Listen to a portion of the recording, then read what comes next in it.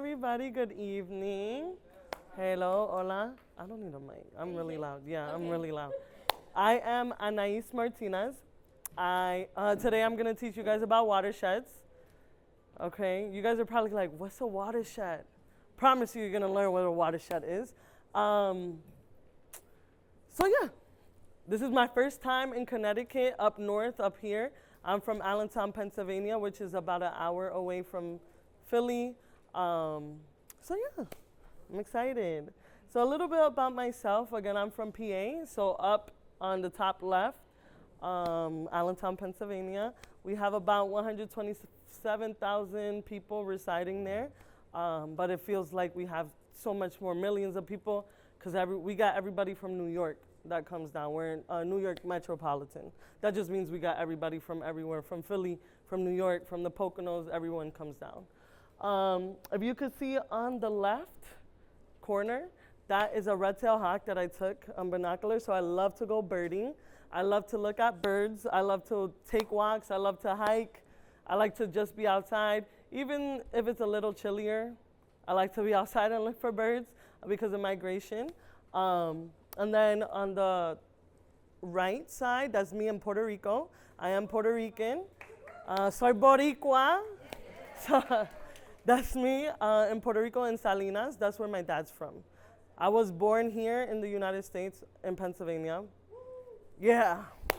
Pero my mom is from Patillas, Puerto Rico, and my dad's from Salinas, Puerto Rico, but they met here in the United States. And a beautiful love story, and they made me. I'm here. And then real quick, I wanted to show you guys what a red-tailed hawk sounds like. So today I'm gonna be using the Merlin app. Let's say that you hear this cool bird, you're taking a walk, you're like, oh my God, what is it? If you use the Merlin app, you could actually record the sound and it'll tell you what bird it is. It's really awesome. So the red-tailed hawk in the bottom, what do you guys think it sounds like? Like a bird, right? Just a bird. Everyone that doesn't know about birds, you guys just think it's gonna sound like a bird. But have you guys seen those movies where the eagles, like there's an eagle flying by and it makes a specific noise? That's actually not an eagle sound. That's a red-tailed hawk. Fun fact. So I'm gonna play you guys. Let's see. Give me a sec. It's gonna play it again. Hopefully. You hear it? So in the movies, the eagle, to give it a powerful sound, is a red-tailed hawk. Fun fact. All right? And then the map, again, if you guys don't know where Salinas or Patillas is down southeast. So where the two little stars are, both by the water. My dad lives closer to the marshy area where he goes to like to go get crabs. And my mom lives where the beautiful beaches are in Patilla, more rocky instead of sandy. But it's beautiful both places. We got guys ever want to go to PR. And then Pennsylvania, where I'm from, Lehigh County, where the blue star is. You guys can see it. There's Philadelphia, Montgomery, Bucks, Delaware. That's all considered Philadelphia, except for mine. Mine's a little bit more up north. And then again, with who I am. So me in kindergarten, all the way to the left side. I love animals for my whole life. That's an ostrich that's with me. You see in the little corner, that's my dog Jasmine. You know, I couldn't leave her out. She's my beautiful baby. That's me in the middle with a chimney swift tower that I built in 2017, right when I graduated college, with my brothers outside, burning hot. One day we just built it up, and I'll show you guys what lives in it. And then me all the way to the right, that is me in the largest aquarium in the United States, which is in Georgia. I've been there twice. It's 10 million gallons of water and a bunch of fishes, like over 150 different species of fish. And they have sea turtles. It's so cute. And then, yep. And then we go to our chimney swifts. So you saw that tower that I was at. Let me switch it back. In the middle, these are the birds that live in it. So they're little tiny, tiny birds. They cling on the sides, and they actually make their bird's nest, if you can see on the top, just clinging on the side. And they're super tiny, and they eat about 12,000 mosquitoes, different insects, so they're really good for the environment. And we built that up because a bunch of the old houses are being knocked down, or the dead trees that they like to burrow in are being knocked down, so their habitats are being destroyed. So we built, again, this make-believe chimney, and the birds just fly in it because, you know, they believe it's a house or a hollow tree. And they go in there, and then I'm gonna play this sound for you with Merlin app. I'm telling you, it's really good. So, chimney swift. Okay. This is what they sound like. And there could be over 200 of these birds that live in this. Super cool. And you guys can actually see them flying here. When I drove over here, I saw them flying. And they're super tiny. But again, chimney swifts, really cool. They cling on the side, straight up, instead of down, straight up. They look like they're standing, and they're super cute. And then another thing about me, and actually you guys, we are part of the Appalachian Trail. Have you guys heard of an Appalachian Trail before? So Appalachian Trail is this long mountain range all the way from Maine, the state of Maine, all the way down to Georgia. It's about 2,190-ish miles that ranges all the way from up there, all the way down south. And you guys actually have 56 miles of the Appalachian Trail. Pennsylvania has about 290-ish miles of this beautiful mountain range. But you guys, since you guys are down south Connecticut, it's more up north Connecticut. But if you guys ever have the chance to go hike it, it's beautiful. You don't have to hike the whole 2,000 miles, I promise. You guys can hike 2 miles or whatever, but it's a beautiful experience, especially leaving New London to go up north. So, and then for you guys that don't know what a trail is, it's just a path that has specific markings. You see the tree? So those are called blazes, and the blazes just tell you what trail it is. So they could be blue, red, purple, whatever color, and it's that specific trail that you have to follow those blazes. So this was actually taken here in Connecticut, up north, in one of the Appalachian Trail spots. So, and then continuing with who I am, a little bit of my background. I want you guys to remember that life is not linear, and neither was my careers in life. I am 29 years old, and that's okay. Right? It's okay. You guys are going to be like, oh my God, why you learned this? Oh my God, I promise you. So my career in nature started with the Lehigh Gap Nature Center in Slatington, Pennsylvania. My old executive director wanted to start an initiative with bringing more diversity outside, right? Bringing people of color outside, bringing people of color to different situations that make us uncomfortable, but he made us feel safe. So he started Color of Nature, and it was 5 of us. My brother, me, my brother's best friends, we came together and we did bilingual walks outside with binoculars looking at birds at the specific parks every Wednesday night. And then because of the Color of Nature, we started all these partnerships with Parks and Recreation of Allentown, Wildlands Conservancy, Pennsylvania Department of Conservation and Natural Resources, Lehigh Valley Greenways, DNL Trail. That is a trail that goes from Lehigh County, where I live, all the way down to Delaware, the state of Delaware. Super long, beautiful, amazing. And then what's relevant today is the Alliance for Watershed Education, Delaware River Basin. This is why I like to talk about water. They gave me the chance to build this beautiful garden that you guys are gonna see soon, and just talk about water with people and kids and youth that don't really know what a watershed is. And you guys are gonna learn about it. And then I went to Indiana University of Pennsylvania in Indiana, PA, and graduated with my bachelor's in criminology. So my background is not science, it's another science, but not the science like STEM. Criminology is literally just the study of the criminal mind and victims and why crime happens, why this person committed this crime. And I just loved it. And then my big first adult job was in partnership, a third party at Kids Peace, it's called, in partnership with Immigration and Office of Refugee Resettlement. So my job was to find, I had unaccompanied minors that came into the United States from Mexico, across the border from Mexico. We had from everywhere, Guatemala, Bangladesh, Salvador, a bunch of different places. My job was to find sponsors here so they could stay in the United States because legally the United States has to protect children. So that was my job. And then you see Jasmine in the corner. She's right there, my dog. And then after that, I was like, I want to go back into nature because I love being outside. So I had the opportunity to be a science educator, teaching environmental science to 12th graders and life science to 9th and 10th, and also being a facilitator of chemistry for a college in my high school that I was working at. And then I shifted to teaching STEM to kindergarten through 6th grade. Yeah, all those grades. And then also parent liaison, donation liaison. So I spoke to parents, asked for donations. That was my job. And I work with inner city students, so inner city kids. And then I had this opportunity to work for Lehigh University, which I am now at Lehigh University as the community school coordinator.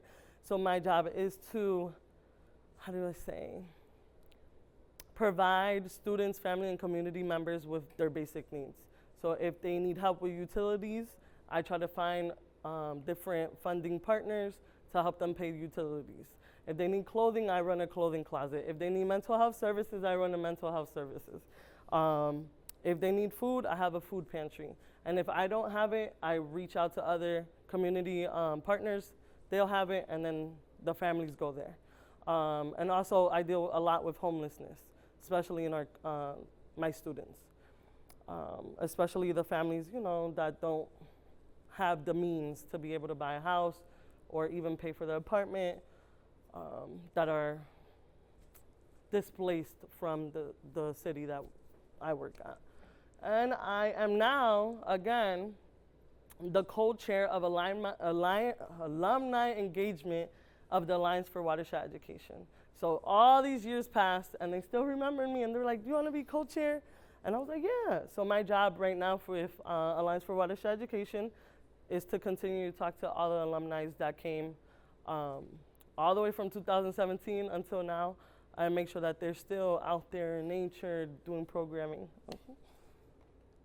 And then how am I connected to water? If you see this to the left, you're probably like, what is that? That's me in a cenote. A cenote, yeah, in Mexico.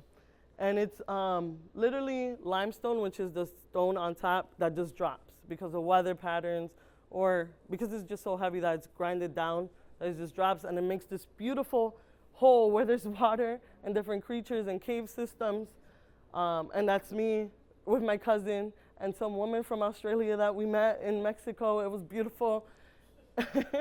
And then the middle picture is me at Lake Nakamixon. I'll show you guys a picture. I just caught that frog. It was jumping around. I caught it. I took a picture of it.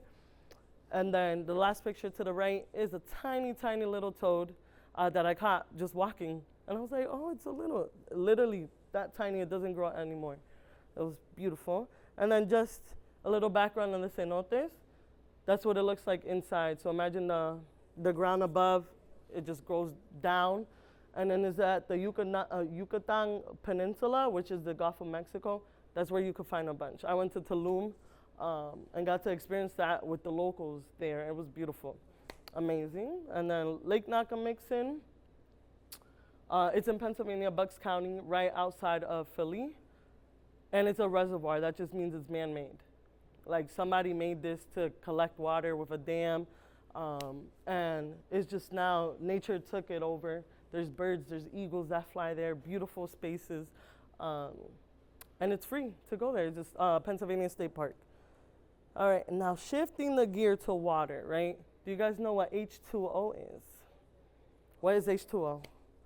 Okay, what is the specific H2O? Yes, 2 hydrogen, 1 oxygen, good job. So it's just that, water, 1 oxygen, 2 hydrogen, good job. And then next question is water infinite or finite? Infinite means it's forever, it keeps going. Finite means it ends. So what do you guys think? Finite? Okay, why do you think it's finite? There's a Okay. Okay. She said there's a lot of changes and it can dry. So that's a great thing that you pointed out. It is finite, right? So imagine us living in a glass bowl. The water, we're not going to continue to get more water. The water that we have here has been here. And it is going to change. It's still going to be H2O, but there's going to be different particles, metals, different chemicals, forever chemicals that are in our water, especially in the water that we drink. And you guys are going to learn about it. And in those papers that I gave you guys, if you look at it, is listed of all the different particles that live in the that are in your water, right? H2O plus all those specific, and it'll tell you there where that water, where those chemicals come from, like runoff, pesticides, different places. Okay, and then we go on to the Earth's water supply, right? Talking about the glass bowl. 97% of the water on Earth is salt water. Can we drink salt water? No, right? It'll dehydrate us. And then only 3% is fresh water, but we drink, mostly comes from groundwater. Again, you remember the cenote? That's all groundwater underground. That's literally groundwater. You'll see a picture of it. Okay, fresh water. Fresh water is just a low concentration of salt, less than 1%. That's the river here that you guys have here. But you guys have the best place because it's a tidal estuary. I'll tell you guys about that later. But again, fresh water, our fish live there. We have amazing animals that live there. Fresh water, and then we go down to salt water. And it's mainly dissolved salts, primarily sodium chloride. Do you guys know what sodium chloride is? We have it everywhere. Salt, right? It's salt. It could be our table salt. But again, remember that the water is finite. So there could be different forever chemicals in that water. And then groundwater. Again, the water that we drink comes from wells, or reservoir, or man-made dams, and stuff like that.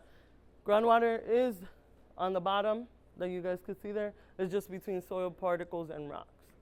Okay. And then, do you guys know what the 5 main oceans are on Earth?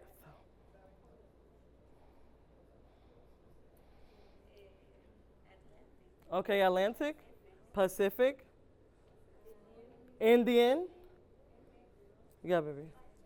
Arctic, good job, and one more. Good job. Okay, that's not a main one. It's pero it's near Antarctica, but it's not the Arctic Ocean. You ready? It's the Southern Ocean, literally south. But again, Arctic, Pacific, Atlantic, Indian, Southern. Our relevancy is Atlantic because that's where we live, right? On this side. And then, how much are we made out of water? So I wanted to point out that our eyeballs are made out of 95% water. That's why we have to make sure that we drink water every single day, right? Even though we might not like water, please drink water. And again, it depends on gender. So men have 65% of water in their body, and women particularly have 60%. Again, it depends on weight, it depends on height, and children are different too. They have more water consumption than we do. And then going into water, continuing, the water cycle. 3 main things of the water cycle. Does anyone know? Go ahead. What do you think? It's up there. You need to cheat. Huh? Evaporation, yeah. And what is evaporation? Yeah, when water turns into gas. Good job. Go ahead. Condensation. Condensation's another one. What is it?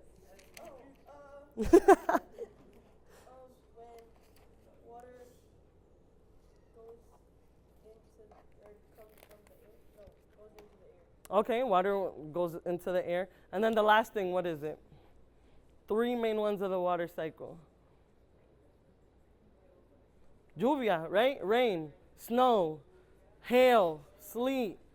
Whatever, the cloud gets too heavy and it squishes it, right? It spills out. And that's the water cycle. That's why it's finite. Again, we got to turn it back to if it's infinite or finite. The water just recycles itself over and over again. And then, what is pollution? We know what pollution is, right? Yeah. So, pollution and contamination are two different things, but they are together. So, pollution just means like it can't get rid of it fast. For example, garbage in the water, right? And then contamination is the action or the state of being impure or polluted. Right? Two different things, but they're together. And then, what are the states of water? All right, state of matter of water. Solid, we know that it's ice, right? Liquid is water, regular. And gas is the clouds that we have up in the sky.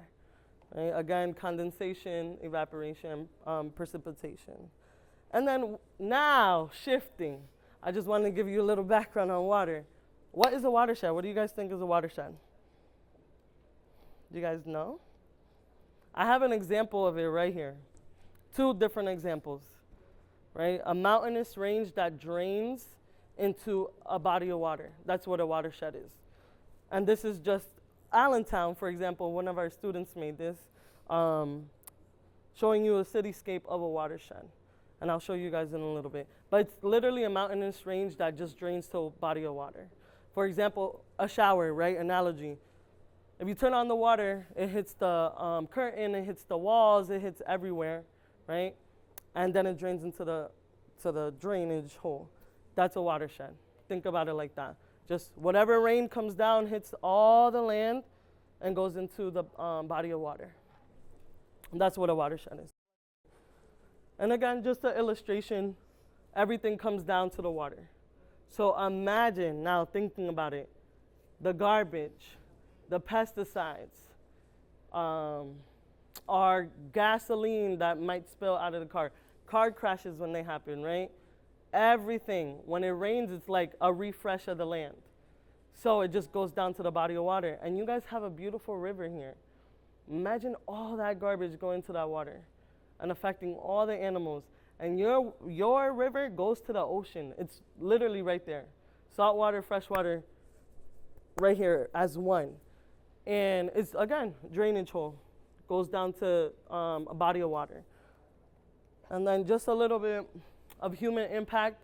Again, everything drains to the water. Runoff, that just means whatever's running off the street, right? Storm runoff, garbage, gasoline, glass, whatever goes down to the water. And we have combustion of cars, of factories. There are a lot of factories that do spill their chemicals into the water. If you guys did not know that, it's very sad. And just atmosphere, right? Again, evaporation. The chemical compound of water stays the same but changes and it adds, right? It adds the different metals and chemicals into it. And then another one that highlights how trash gets into our creeks, right? Illegal dumping, people just throwing them in the woods, throwing the trash in the woods, or throwing the trash next to the water, but when it rains, what happens? Yeah, it goes into it. Again, because we're a watershed, anything could be a watershed. Restaurants, right? Throwing them in the trash can, but the wind could take the trash. Again, it lands into the water. It lands into the street, rain comes, lands into the water. That's literally what a watershed is. Everything just goes down the drain, right? Down to the water. And then, what is your watershed? What river runs through your home? What is, yeah, the Thames River, right here. Beautiful. Yeah, that's the river. Yeah, but it's a tidal estuary. That just means, here's a picture, that your Thames River basin runs for 16 miles, right? You guys only have this little right here, but it goes all the way up north. It comes down. So imagine, again, watershed, everything comes down. So whatever they're doing up there affects you down here, right? And then it leads down to the ocean that you guys can see here. But it's called the Long Island Sound. Okay, I'll show you a picture of the Long Island Sound. This is from a satellite image. You guys are right there, you guys could see it. I wish I could point it out. But this is the Long Island Sound, that's New York. I'll show you guys a picture with this. You see New York right here, Connecticut, and more New York. Manhattan. So again, Manhattan, thinking about New York City, the watershed. Hudson River, crazy, right? They are trying to get better. If you see those white little dots, those are all areas that they are trying to fix up, right? Trying to help with animal rehabilitation, plant rehabilitation. So it's really important, if you guys take action, you'll see another picture of what you guys can do. So again, Connecticut, New York, Manhattan area, New York City, and then the boroughs, and then New York State. And then right, to think about the future, we have to think about the past. The Mohegan people are the indigenous people of this land, right? They protected this land. They protected the fishing patterns. They protected nature, and they were coexisting with nature. For example, my background, I am Puerto Rican, but my great-grandmother was Taíno, and that's in my blood, and I know it sounds crazy. I asked, but, and they knew the patterns of when the quenepas are growing, right? When they're good to pick from the tree. The mangoes. We know as people, we squish them, right? But they knew the seasons too. Fishing season, crabbing season. My dad would tell me he would go crabbing specific time of the year because they knew the crabbing season to go fishing or catching crab. So they knew the same thing, right? Protecting our lands. And they did, what highlighted is we respect Mother Earth, our elders, and all that comes with Mundo. Mundo is our earth, right? And they were really involved with making sure that we humans are part of the tree of life in coexistence with everything. They weren't just humans up here, everything under them. They were all together, working together. And this part is my favorite because I love birds. And these are a bunch of birds or animals that you guys can find here. So you guys have the diamondback terrapin, which is up to the left. It's beautiful, like a beautiful turtle. Great blue heron, which is right here. I'll play you guys the sound so you guys can hear it. It's like this tall, really tall bird. Beautiful, it fishes. Let me play it for you guys. Great blue heron.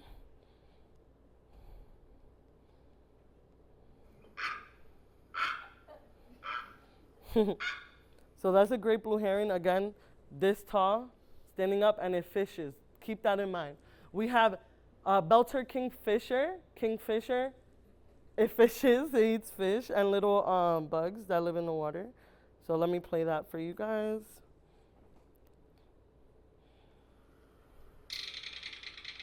That's a kingfisher.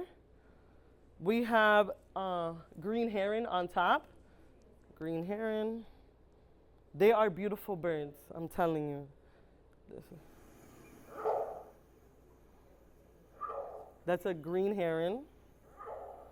We have the bald eagle. So remember in the beginning when I showed you guys the red-tailed hawk, and in your mind you guys thought you knew what an eagle sounded like? I'm gonna play right now what a bald eagle sounds like.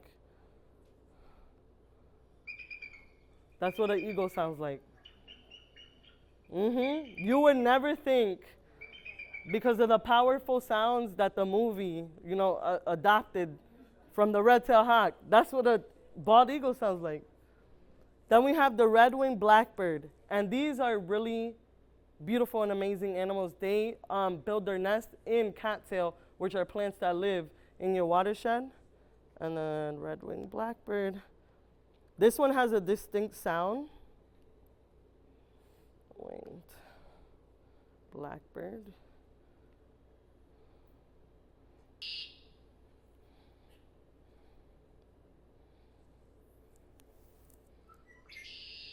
You hear it? It's beautiful.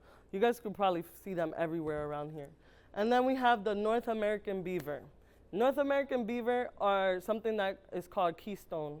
Keystone means that because of the dams that they build habitat and ecosystems for other animals, right? So they could build, the coolest thing is that they filter the water. They're natural water filtration systems, they're dams.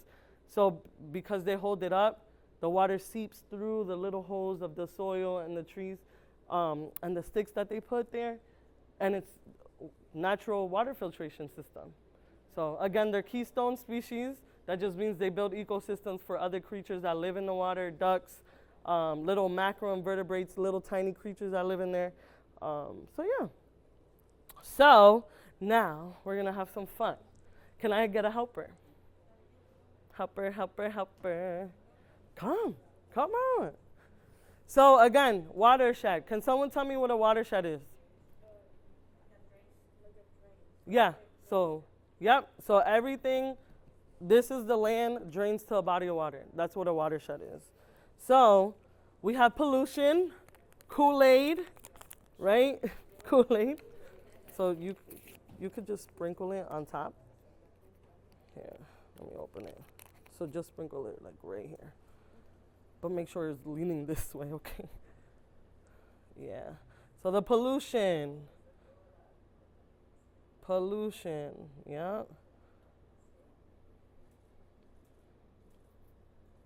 Okay, he sprinkled the pollution. Then what is the water cycle? Not condensation, what is it? When it rains. Precipitation, right? It's gonna rain. So just sprinkle the water on top. Okay, so stand right there, yep, and sprinkle. Sprinkle. Well, this rain is a little weak, pero yeah, there you go. It started to rain crazy. Ay, está bajando this way. Pero, as you can see, let me see. We're gonna spray right here. Va bajar and all the pollution, yeah. I can smell it. It smells good, right? So, the pollution, right? The drainage all goes to the body of water. And this could be typically a pond, right? In this watershed, a pond, an ocean, right? And it just seeps through it. So imagine all the pesticides that we're putting on our food, all the fertilizer that we are putting on our plants, they all go to the water. And I wanted to highlight the birds. Thank you, baby, you can sit down. I wanted to highlight the birds because of the habitat, right? The pollution, these birds could pass away, they could die, right? We couldn't destroy their habitat. Our bald eagles eat the fish. So imagine looking at this, the pollution, right? The fish, they could die. For example, the bald eagles are or were in the endangered species list because of humans. You know, humans go hunting. The bullets have lead. Eagles go, bite down on the wounded area of the animal. Their eggs weren't getting hard enough. So they would sit on them to warm them, but they would squish their babies. So that's one reason why the eagles were or are on the endangered species. And also habitat, right? The destroying of habitats and the land that they live on. Great blue herons, they like to fish. They're literally expert fishers. Again, pollution can kill those animals. We have the North American beaver, right? Habitat, destroying habitat can lead them not to be keystone, those ecosystem builders. And it could also affect other animals. This is triple down. And then my special helper, Mr. Tyrese, is gonna pass out cards. You guys are gonna have a job real quick. Actually, let's stay sitting now. I'm gonna give you guys all a job. So can I have you to help me real quick? You could come back up. And then I need 2 more people. You guys can stand on this side. Stand on this side. Yeah, we need 1 more. Come on, come on. Come on. I know, it smells good, right? All right, so I'm gonna give you guys a job. Stand on this side. You are gonna be our teacher. Okay. You're gonna be our lawyer. No. You're gonna be our farmer. And you're gonna be our student, right? So being a student, what can you do to protect the environment or our watershed? What can be your job? What do you think? Take the garbage and put it in the trash. Okay, he said take the garbage and put it in the trash. Yeah, thank you. You can sit down. All right, you being our teacher, what can you do to protect our environment or teach other kids, right? What can you do? Well, I can Okay, he said he's not going to pollute and save the environment. Right?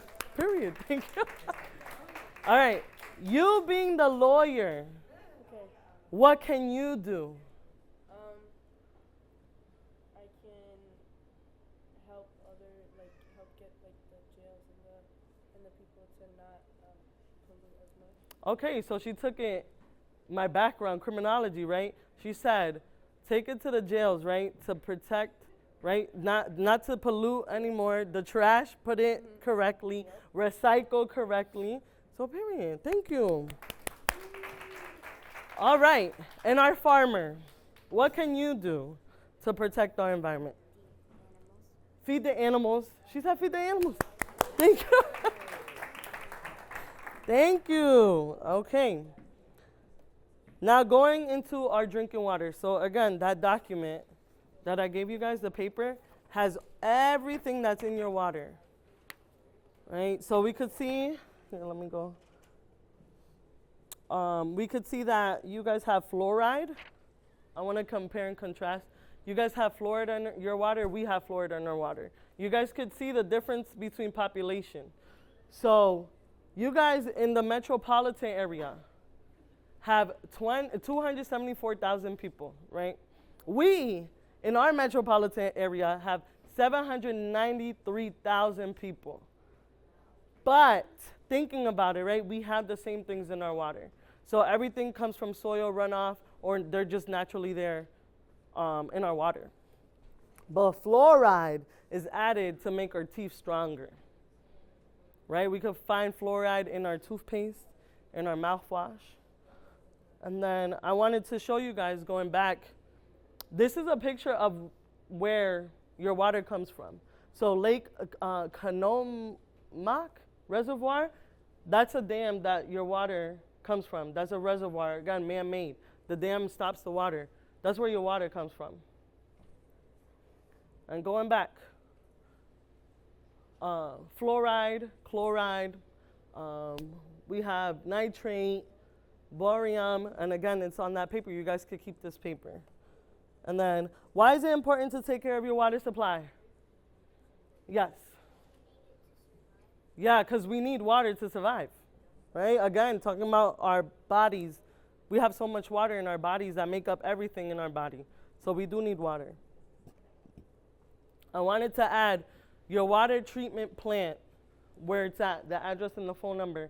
If you guys ever want to know what's in your water, you guys could always call them, and they could give you a water measurement, instrument that could tell you what's in your water. So it's really cool. We have that where I'm from too. And then why are watersheds important? Again, clean drinking water, wildlife movement, right? Flood control, nutrient cycling, soil formation, and erosion. So I'm gonna show you guys a riparian area buffer zone, like a natural zone. So have you guys ever seen, you guys are gonna see pictures of New London compared to Allentown, like gardens near water? Have you guys ever seen that? So that's a riparian buffer zone. So that's literally protecting the animals. That's protecting erosion from happening. So flooding, taking the soil away, that's erosion. The roots help with stabilization of the ground and the flooding. The grasses filter pollutants out. So it's literally like a screen. Let's say the garbage, right? The grass is gonna catch the garbage before it leads to the water. And it's a filtration system because of the roots. So it's really like a cool habitat making, production making garden. So this is in Allentown. I was taking a walk with my dog. These are riparian buffer zones. This is in Allentown Rose Garden.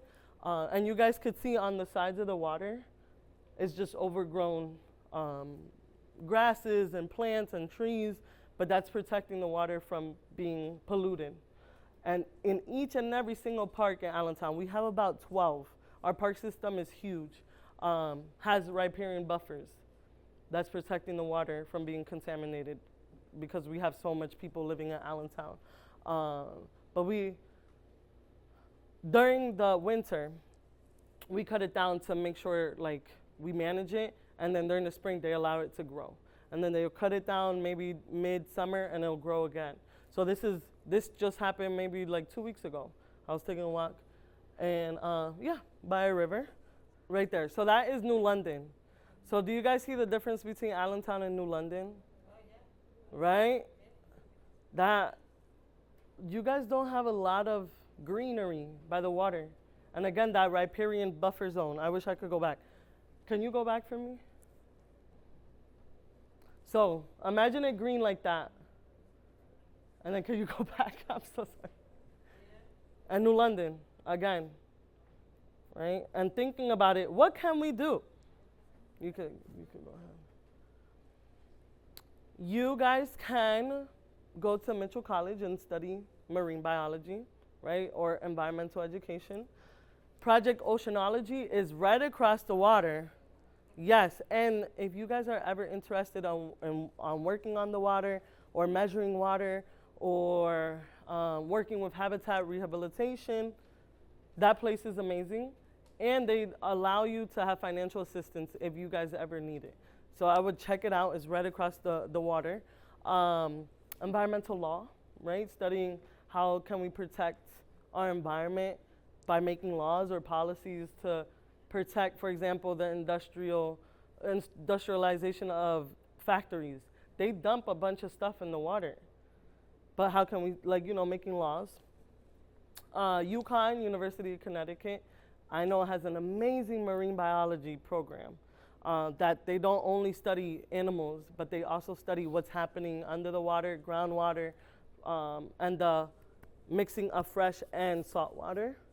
And then Center for Watershed Protection, right? Just joining these groups, making your own boards, talking to the mayor, right? About how can we protect the water, how can we make it better? And then you could go to the next one. And then you just go to the park. If you don't want to study environmental law or anything with marine biology, you guys could just take a walk. Take a walk in the park. I know you guys have this Fort Trumbull State Park. You guys could take a walk there. Or let's say, by miracle, you want to go fishing. All these fish you guys could find in the water. All of them. And you could eat them. Let's say, if you like to eat fish, right? But you guys could just take a walk by the water. And yeah. And then you could go to the next one. Latino Conservation Week, right? All the events that are happening from September 14th to the 22nd, celebrating conservation and our natural resources out here. And can you go to the last one? And then Happy Hispanic Heritage Month. Thank you. I brought some goodies. I don't know how you guys could want to separate them. Each little pack has a soil palette. So it's soil squished together. You just wet it a little bit, and then each pack has wildflower seeds in them that are native to the state of Connecticut. So you guys could plant them, put them in these little soil pallets, and plant them, and then next spring, right, you guys are gonna have beautiful wildflower meadows everywhere and start your riparian buffers. And then I also have plants, but I'm gonna give this to the church. These are, this could play as a riparian buffer filtration system, right? This is, again, native to the state of Connecticut and up north up here. I made sure I did my research to not give you guys invasive species. And if you guys want more information on your watershed, I have a bunch of these that shows a picture. And also, again, your watershed little map. Okay? Any questions? Anything? No? Well, thank you so much for coming. Thank you. Thank you.